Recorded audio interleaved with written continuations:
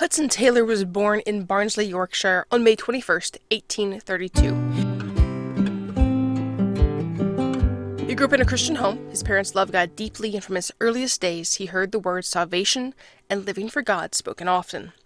When he was only 5 years old, after hearing about faraway lands where people had never heard of Jesus, little Hudson said, "When I'm a man, I will be a missionary and go to China." But as he grew older, that fire faded. At 15, while working as a clerk in a bank, Hudson drifted away from the faith of his parents. In spite of his good upbringing, he grew skeptical and restless inside. He tried to make himself a Christian by effort and rule-keeping, but the more he tried, the further away he felt. One afternoon in June 1849, while looking through his father's library, Hudson found a small gospel tract. He decided to read it until it became prosy and then put it down. But one sentence arrested him. It said, "The finished work of Christ." Hudson stopped. If the whole work was finished and the debt paid, he thought, then what is there left for me to do? He realized there was nothing left but to kneel down and accept what Christ had already done. Unbeknownst to him at that very hour, his mother, miles away, had felt an urge to pray for her son. She prayed until the burden lifted, knowing her prayer had been answered. Hudson Taylor later said, "Prayer is real. It is business with God." His heart now burned to share Christ with others. He gave out tracts, spoke to people about salvation, and never lost sight of China. He went on to study medicine in Hull, preparing himself to serve both body and soul.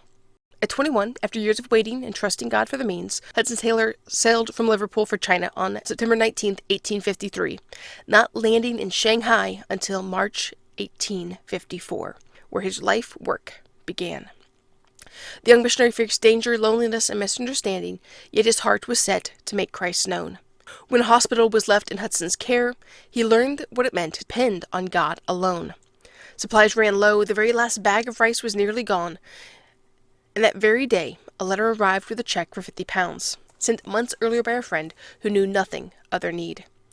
Hudson smiled and told his helpers, "See, the Lord has provided again." Hudson went on to form a council in London, sending more missionaries inland. And by the late 1800s, the China Inland Mission had hundreds of missionaries, churches, and schools spread across the nation. Hudson once wrote to his wife, "Satan is raging. His kingdom is being attacked everywhere, but Christ will triumph." In 1905, after more than 50 years of service, Hudson Taylor returned once more to the land he loved. Worn out from years of labor, he could only speak a little, but his eyes still shone with peace. And on June 3rd, 1905, quietly and joyfully, Hudson Taylor went home to his Lord, the one he had trusted, served, and loved since that day long ago when he accepted his gift of salvation. He had given his life for China, but more than that, he had shown what it means to trust God completely. And even now his legacy speaks across the centuries. God's work, done in God's way, will never lack God's supply.